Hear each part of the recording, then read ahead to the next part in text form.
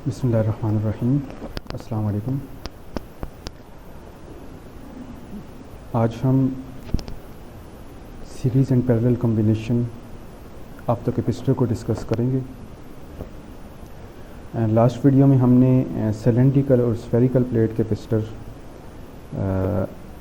की capacitance find करने के लिए हमने एक्सप्रेशंस ड्राइव की थी।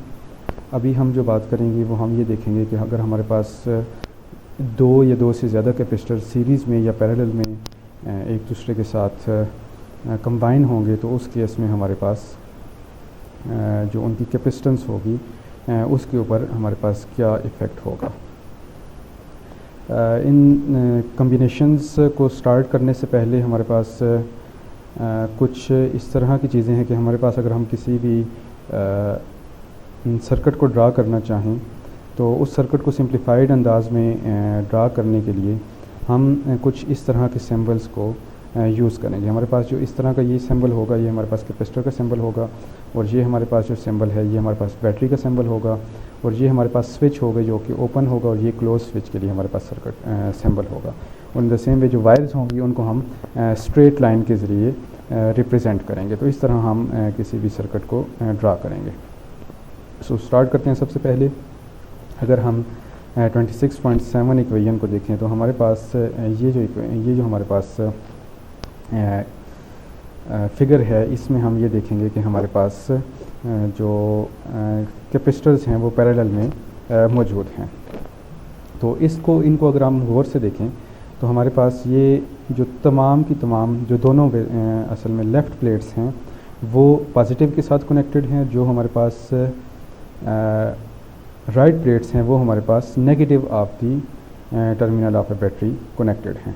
तो ये हमारे पास pictorial representation of two capacitors connected in parallel to the battery, ये हमारे पास पिक्टोरियल रिप्रेजेंटेशन है।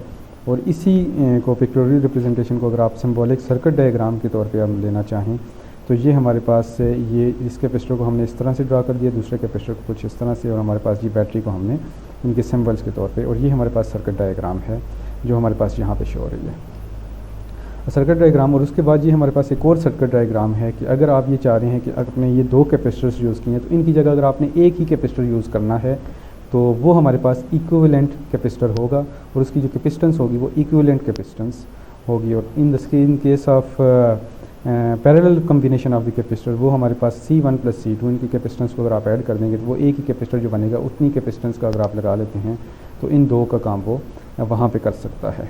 तो ये इक्वेशन किस तरह से ड्राइव होती है इसको हम आगे चल के देखते हैं। हमारे पास यहाँ पे जो डेल V है ये रिप्रेजेंट कर रहा है पोटेंशियल डिफरेंस को between the terminal of the battery, और उसके बाद आपके पास ये जो Q2 जो आपके पास इस प्लेट के ऊपर जो चार्ज है Q-Q2 जो हमारे पास इस प्लेट के ऊपर चार्ज है, तो ये इन चीज़ों को रिप्रेजेंट कर रहा है। सो नेक्स्ट पे हम बात करते हैं। तो हमारे पास यहाँ पे अब एक चीज़ जो हम अगर यहाँ पे देखें तो वो हमारे पास है पोटेंशियल की। अब पैरेलल कॉम्बिनेशन में हमारे पास जो पोटेंशियल होता है वो सेम होता है। पैरेलल कॉम्बिनेशन ऑफ कैपेसिटर में जो पोटेंशियल है वो हमारे पास सेम रहता है। तो अब यहाँ पे अगर आप ये देखिए तो ये जो पॉइंट है और ये जो पॉइंट है और ये जो पॉइंट है, ये तीन पॉइंट्स अगर आप इनको गौर से देखें तो इन तीन पॉइंट्स के दरमियान में कोई और कंपोनेंट ऐड हमने नहीं किया हुआ। ये तीनों पॉइंट्स एक ही हैं, मतलब ये कंडक्टर है तो कंडक्टिंग वायर है, तो ये तीनों पॉइंट्स हमारे पास सेम पॉइंट्स हैं। इन द सेम वे अगर आप इन तीनों पॉइंट्स की बात करें, एक ये पॉइंट अगर आप इसको इधर ले लेते हैं, इसको अगर आप यहाँ पे इधर ले लेते हैं या इधर ले लें कोई प्रॉब्लम नहीं है। इन द सेम वे अगर आप इसको यहाँ पे ले लेते हैं, 1 2 3 ये तीन पॉइंट हमारे पास सेम है। एक ये तीन पॉइंट हमारे पास सेम है और एक ये तीन पॉइंट भी हमारे पास सेम है।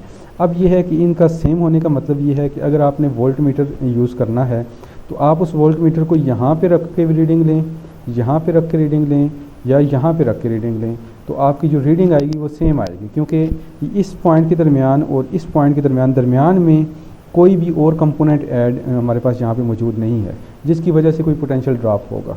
तो क्योंकि कंपोनेंट नहीं है तो जिधर आप मर्ज़ी रख लें, इन सब पॉइंट के दरमियान यहाँ पे कोई कंपोनेंट नहीं है।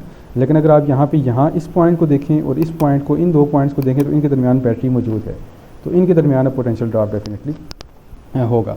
तो इसको आप, ये हमारे पास जो पॉइंट्स हैं और ये दोनों जो कैपेसिटर्स हैं वो सेम पोटेंशियल के ऊपर हैं।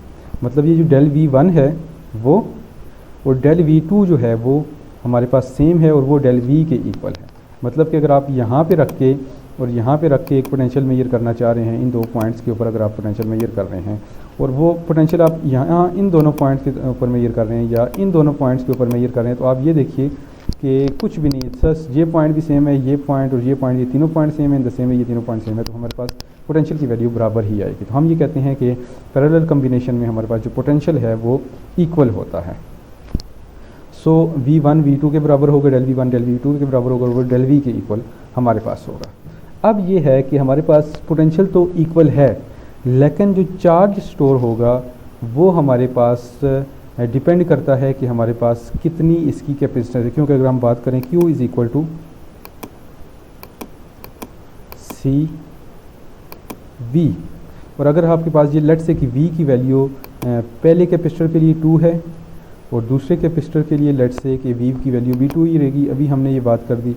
और उसके बाद अगर आप बात करें तो ये 2 है और ये हमारे पास जो चार्ज है, लेट से this is Q1 and this is Q2। तो अगर आप इसको फर्स्ट कैपेसिटर की बात करें तो उसकी कैपेसिटेंस कुछ भी हो सकती है, वो उसकी अपनी कोई वैल्यू हो सकती है। इन द सेम वे जो दूसरा कैपेसिटर है उसकी कोई और वैल्यू हो सकती है। तो अब जब इसकी वैल्यू लेट से कि जो फर्स्ट कैपेसिटर है उसकी वैल्यू 2 माइक्रोफेराड आप ले लेते हैं और इसको आप 3 माइक्रोफेराड ले लेते हैं, तो आप यहाँ पे अगर 2 पुट कर देते हैं और यहाँ पे आप 3 पुट कर देते हैं, मल्टीप्लाइड और मल्टीप्लाइड, अब आप ये देखिए कि इसका आंसर जो आपके पास आ जाएगा वो 4 आ जाएगा और इसका आंसर आपके पास 6 आ जाएगा। तो इसके ऊपर जो चार्ज स्टोर होगा और इसके ऊपर जो चार्ज स्टोर होगा वो डिफरेंट चार्जेस होंगे। आल्दो के पोटेंशियल डिफरेंसेस सेम हैं, लेकिन कैपेसिटेंस के डिफरेंट होने की वजह से जो चार्जेस इनके ऊपर स्टोर होंगे डैट विल बी डिफरेंट। तो अब ये देखिए कि जो Q टोटल होगा वो कितना होगा, वो इन दोनों का सम होगा। जो इसके ऊपर चार्ज है, जो इसके ऊपर चार्ज है, इन दोनों को अगर आप ऐड अप कर देते हैं तो हमारे पास टोटल Q की वैल्यू हमें मिल जाएगी। So Q total is equal to Q1 plus Q2। So अगर आप पहली Q1 की बात करें तो Q is equal to CV, जो हमने यहाँ पे बात की, तो C1 डेल्टा V1 हो जाएगा और दूसरा जो होगा C2 डेल्टा V2 हो जाएगा। और अगर आप यहाँ पे देखें तो ये जो V1 और V2 है ये हमारे पास डेल V के बराबर है। तो अगर आप इसी इक्वेशन को लिख देते हैं, Q total is equal to C1 plus C2, और ये आपके पास डेल V1 डेल V2 को आप डेल V लेके तो इस तरह से कॉमन ले लेते हैं, तो ये हमारे पास डेल V आ जाएगा। तो अगर आप यहाँ पे देखें तो डेल V Q टोटल, अब आपके पास ये V है और इसको अगर आप ले लें तो इसको आप C इक्विवेलेंट का नाम दे सकते हैं। ये इस इक्वेशन को अगर आप यहाँ पे देख लें तो ये डेल V अपनी जगह पे है, आपके पास Q टोटल अपनी जगह पे है, और ये जो आपने C1 प्लस C2 को लिया है इसको आपने Q टोटल का C इक्विवेलेंट का नाम दे दिया। तो इसको अगर आप C इक्विवेलेंट ले लेते हैं तो हमारे पास जब आप substituting this result into equation 26.7, आप इस रिजल्ट को Q टोटल को अगर आप यहाँ पे पुट कर दें तो Q टोटल हमारे पास, जो Q टोटल की जगह आपने C equivalent delta V put कर देना है यहाँ पे, तो हमारे पास ये आ जाएगा। और उसके बाद ये जो चीज़ है वो एज इट इज़ हमने यहाँ पे लिख दी है। और अगर आप इस इक्वेशन को देखें तो ये हमारे पास डेल्टा V है, डेल्टा V1 है और ये डेल्टा V2 है, तो ये तीनों आपके पास इक्वल हैं, तो ये हमारे पास डेल्टा V के साथ कैंसिल हो जाएंगे। या इसको आप इधर से कॉमन लेके डेल्टा V बना दें और इसको आप कैंसिल कर दें तब भी बना सकते हैं। सो अब आप इक्वेशन देखें तो C equivalent is equal to C1 plus C2, C equivalent is equal to C1 plus C2, तो ये आपके पास जो है वो पैरेलल कम्बिनेशन हमारे पास आ जाएगा। सो अब जो है वो इस तरह से पैरेलल कम्बिनेशन के लिए आप इसकी वैल्यू निकाल सकते हैं। So C equivalent is equal to C1 plus C2 plus C3 plus C4, ये हमने जो वैल्यू निकाली है ये हमारे पास दो कैपेसिटर्स कनेक्टेड थी। आप 3, 4, 5, 6 जितने भी कैपेसिटर्स ऐड अप करते जाएंगे उन सब की कैपेसिटेंस को ऐड करने से आपके पास जो है वो C इक्विवेलेंट की आपको वैल्यू मिल जाएगी। सो हम ये इस इक्वेशन से बात कर सकते हैं, the algebraic sum of individual capacitance आपके पास इक्विवेलेंट कैपेसिटेंस की इक्वल होती है। अब ये है कि greater than any of the individual capacitor. अब ये जो इक्विवेलेंट कैपेसिटर हो गया, इक्विवेलेंट कैपेसिटेंस होगी पैरेलल केस में, वो हमारे पास सब जो आपके पास होंगे उनका एडअप होगा, तो मतलब ये सबसे बड़ी होगी। मतलब कितने भी कैपेसिटर लगे हुए हैं उसके अगर आप इक्विवेलेंट बनाते हैं तो सबसे बड़ी आपने कैपेसिटेंस लेनी होगी, और वो जो सबसे बड़ी होगी वो डेफिनेटली वो सम होगा हमारे पास इन सब कैपेसिटेंस का। ओके, सो उसके बाद अगर आप बात करें कंबाइनिंग, अब ये इस वजह से हो रहा है, ये बात इस वजह से हो रही है कि आप ये जो बड़ी आपको कैपेसिटेंस इक्विवेलेंट मिल रही है वो इस वजह से है कि आपने असल में और कुछ भी नहीं किया, आपने जो लेफ़्ट वाली तमाम प्लेट्स थी वो और जो राइट वाली तमाम प्लेट्स थी वो, इन सब का एरिया आपने बड़ा कर दिया, मतलब एरिया को कंबाइन कर दिया। जब आपने एरिया को कंबाइन किया तो एरिया इंक्रीज़ कर गया।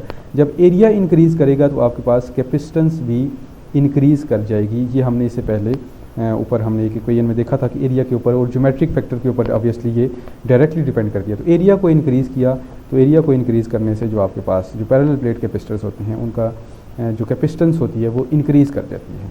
तो अब आपको मैंने इससे पहले भी ये बात बताई कि हमारे पास इन पॉइंट्स के दरमियान कोई फ़र्क नहीं है, तो आप ये इस तरह से लगा लें, ये दो प्लेट्स को जोड़ दें, कोई इसमें कोई फ़र्क नहीं पड़ता, तो एरिया ज़्यादा हो जाएगा। तो इस तरह से भी करने से आपने जैसे इनको एक दूसरे के साथ कनेक्ट ही किया है तो एरिया ज़्यादा हो गया। तो एरिया के ज़्यादा होने से आपके पास in case of parallel combination of the capacitors capacitance जो होगी वो इंक्रीज़ हो जाएगी। सो नेक्स्ट जो हमारे पास आता है वो हमारे पास आती है सीरीज़ कम्बिनेशन। तो सीरीज़ कम्बिनेशन हमारे पास किस तरह से है, सीरीज़ में आप ये करते हैं कि आपने सबसे पहले लेफ़्ट प्लेट को कनेक्ट कर लिया बैटरी के पॉजिटिव टर्मिनल के साथ, और आपने उसी कैपेसिटर की जो राइट प्लेट है उसको आपने left plate of the second capacitor के साथ कनेक्ट कर दिया, और उसके बाद आपने जो सेकंड कैपेसिटर है उसकी जो राइट प्लेट है उसको आपने नेगेटिव के साथ कनेक्ट कर दिया। अब आप यहाँ पे अगर इसको देखें तो the left plate of the capacitor 1 and the right plate of the capacitor 2 are connected. अब आपके पास यहाँ पे हो गई, the other 2 plates are connected to each other. तो जो बाकी 2 प्लेट्स हैं वो आपस में कनेक्ट हो गई यहाँ पे, तो ये इनके टर्मिनल के साथ हैं और बाकी 2 आपस में कनेक्ट हो चुकी हैं। अब आप यहाँ पे देखें, hence they form an isolated system and to nothing else. Hence they form an isolated system that is initially uncharged and must continue to have zero net charge. अब जो है ये जो 2 प्लेट्स हैं इन्होंने जो है वो एक आइसोलेटेड सिस्टम बना लिया है, और उसके बाद ये एक स्टेटमेंट है must continue to have zero net charge. इनके ऊपर जो नेट चार्ज होगा वो ज़ीरो रहेगा। ये किस तरह से ज़ीरो रहेगा, that is your assignment. Okay, हम आगे बढ़ते हैं, हम बात करते हैं इलेक्ट्रॉन्स और ट्रांसफ़र। अब आप यहाँ पे देखें तो C1 जो है उसकी लेफ़्ट प्लेट की तरफ इलेक्ट्रॉन्स ट्रांसफ़र होंगे। तो C1 की जो लेफ़्ट प्लेट है उसकी तरफ आपके पास जो इलेक्ट्रॉन ट्रांसफ़र उससे होंगे, उस पर पॉजिटिव चार्ज आएगा और उसमें से transferred out of the left plate. हाँ, अब इससे जो चार्जेस होंगे, जो इलेक्ट्रॉन्स होंगे वो इस तरफ आपके पास जो है वो मूव करेंगे इलेक्ट्रॉन्स। तो जब ये बैटरी की तरफ मूव करेंगे इसमें से तो होगा ये कि इस प्लेट के ऊपर जो है वो पॉजिटिव चार्ज आ जाएगा। इन द सेम वे यहाँ पे हमारे पास जो चार्जेस होंगे वो हमारे पास जो इलेक्ट्रॉन्स होंगे वो इसकी तरफ मूव करेंगे। जब इसकी तरफ मूव करेंगे तो हमारे पास इस प्लेट के ऊपर नेगेटिव चार्ज आ जाएगा। एक बात आपने ये याद रखनी है। So negative charge electrons are transferred this one and this one की बात हो गई। Negative charges to cumulate on the right plate C1 as a result both right plates end up with the charge -Q in the same way. अब ये बात कर रहे हैं कि अब ये देखिए कि इसके ऊपर माइनस चार्ज है, माइनस चार्ज ऑब्वियसली यहाँ पे चला गया तो आपके पास इस प्लेट के ऊपर पॉजिटिव चार्ज आ गया। जब इस प्लेट के ऊपर पॉजिटिव चार्ज आएगा तो इसके ऊपर ऑब्वियसली नेगेटिव चार्ज आ जाएगा। जब इसके ऊपर इन द सेम वे अगर आप इसके ऊपर देखें तो इसको आप नेगेटिव चार्ज ले लें, इसको अगर आप आपने नेगेटिव चार्ज ले लिया तो इसके ऊपर जो चार्ज आएगा डैट विल बी पॉजिटिव। तो अब आप ये देखिए कि इसकी राइट प्लेट और इसकी राइट प्लेट इन दोनों के ऊपर नेगेटिव चार्ज है। ये अब हमारे पास यहाँ पे बात बताई जा रही है। And both left plates have up with positive charge. अब इसकी जो लेफ़्ट प्लेट है this one and this one, ये हमारे पास जो होगी वो पॉजिटिव चार्ज इसके ऊपर हमारे पास आ जाएगा। सो अगर आप इसको अब गौर से देखें तो आपके पास जितना नेगेटिव चार्ज यहाँ पे होगा उतना ही पॉजिटिव चार्ज यहाँ पे होगा, और जितना आपके पास जितना यहाँ पे पॉजिटिव चार्ज होगा उतना नेगेटिव चार्ज यहाँ पे होगा, और जितना नेगेटिव चार्ज यहाँ पे होगा उतना ही पॉजिटिव चार्ज हमारे पास यहाँ पे होगा। तो इस केस में अब आप ये बात कर सकते हैं कि आपके पास जो Q1 है वो Q2 के इक्वल है और वो Q के इक्वल है। तो मतलब आपके पास इस केस में इस लास्ट जो हमारे पास पैरेलल कम्बिनेशन था, वहाँ पे हमने बात की थी कि पोटेंशियल जो है वो सेम रहता है, लेकिन हमारे पास यहाँ पे अब पोटेंशियल सेम नहीं है, क्योंकि अगर आप इस पॉइंट की बात करें और इस पॉइंट की बात करें तो इन दो पॉइंट्स के दरमियान एक कंपोनेंट मौजूद है। इन द सेम वे इस पॉइंट की बात करें और इस पॉइंट की बात करें तो इनके दरमियान फिर एक कंपोनेंट मौजूद है, लिहाजा अब पोटेंशियल सेम नहीं रहेगा। अब डेल्टा V1 और डेल्टा V2 जो होगा इस प्लेट के इस कैपेसिटर के अक्रॉस वोल्टेज और इसके अक्रॉस वोल्टेज होगी वो डिफरेंट होगी, लेकिन जो चार्ज है वो हमारे पास सेम रहेगा। तो ये अब आप यहाँ पे देख सकते हैं माइनस क्यू इसके ऊपर है तो इसके ऊपर पॉजिटिव क्यू, इसके ऊपर पॉजिटिव क्यू है तो इसके ऊपर माइनस क्यू इसके ऊपर है तो इसके ऊपर पॉजिटिव क्यू हमारे पास चार्ज होगा। सो यहाँ तक बात होगी। अब आप ये देखिए कि अब आपके पास पोटेंशियल डिफरेंस जो होगा इस केस में वो ये होगा कि इसका पोटेंशियल, ये पोटेंशियल और ये पोटेंशियल, इन दोनों को जब आप ऐड अप करेंगे तो डेल्टा V बन जाएगा। मतलब कि जितना आपको बैटरी को यहाँ पे पोटेंशियल एनर्जी उसने दी वो यहाँ पे कंज्यूम हुई और वो इन पोटेंशियल डिफरेंस के की सूरत में हमारे पास यहाँ पे अब ये देखिए कि delta V total is equal to delta V1 plus delta V2। तो ये हमारे पास इस तरह से आ जाएगा। V is equal to Q over C होता है, V is equal to Q divided by C। So अगर आपके पास फर्स्ट कैपेसिटर तो Q1 डिवाइड बाई C1 हो जाएगा, सेकंड है तो Q2 डिवाइड बाई C2 हमारे पास यहाँ पे हो जाएगा। अब आपने फिर वही काम करना है कि आपने यहाँ पे Q1 और Q2 को Q के इक्वल ले लेना है और इसको कॉमन ले लेना है, जो कि हमने यहाँ पे किया है। सो हमारे पास जो V टोटल होगी वो Q ओवर C इक्विवेलेंट के बराबर होगी। जो V टोटल होगी वो Q ओवर C इक्विवेलेंट के बराबर होगी, डेल्टा V जो होगी। तो डेल्टा V1 जो होगा Q over C1, delta V2 Q2 over C2 और delta V total is equal to Q over C equivalent. तो अब आप ये देखिए कि Q ओवर C इक्विवेलेंट हमने यहाँ पे इसकी जगह यहाँ पे पुट कर दिया, तो हमारे पास जो ये इक्वेशन बन गई है। अब ये देखें Q1 Q2 और Q जो हैं ये आपस में इक्वल हैं, तो आप इनको यहाँ पे कैंसिल आउट कर सकते हैं। जब आप इनको कैंसिल करेंगे तो आपके पास जो सीरीज़ कम्बिनेशन है वो कुछ इस तरह से बन जाएगा, series combination. So 1 over C equivalent is equal to 1 over C1 plus 1 over C2 plus 1 over C3। तो ये हमारे पास जो है वो series combination of the capacitor हमारे पास यहाँ पे उसके लिए इक्विवेलेंट कैपेसिटेंस का फार्मूला हमें मिल गया। अब आपके पास यहाँ पे क्योंकि हमने दो कैपेसिटर्स यूज़ किए थे तो हमने दो के लिए ये इक्वेशन लिखी, और अगर आप इसको एक्सटेंड करना चाहें तो एज इट इज़ आके चलती रहेगी। सो इस इक्वेशन को अगर आप देखें तो inverse of the equivalent capacitance is the algebraic sum of the inverse of the individual capacitance. अब इस केस में आपके पास जो कैपेसिटेंस होगी वो इक्विवेलेंट कैपेसिटेंस का इन्वर्स जो है वो इंडिविजुअल कैपेसिटेंस के इन्वर्स के सम के बराबर होगा। ये बात हमें पहले पॉइंट में बताई जा रही है। The equivalent capacitance of the series combination is always less than any individual capacitance in the combination. अब ये बात ये कर रहे हैं कि इस केस में आपके पास जो इक्विवेलेंट कैपेसिटेंस आएगी वो सबसे कम आएगी। मतलब कि जो सबसे कम कैपेसिटेंस का कैपेसिटर आपके पास है उससे भी कम कैपेसिटेंस आपके पास इक्विवेलेंट कैपेसिटेंस आएगी।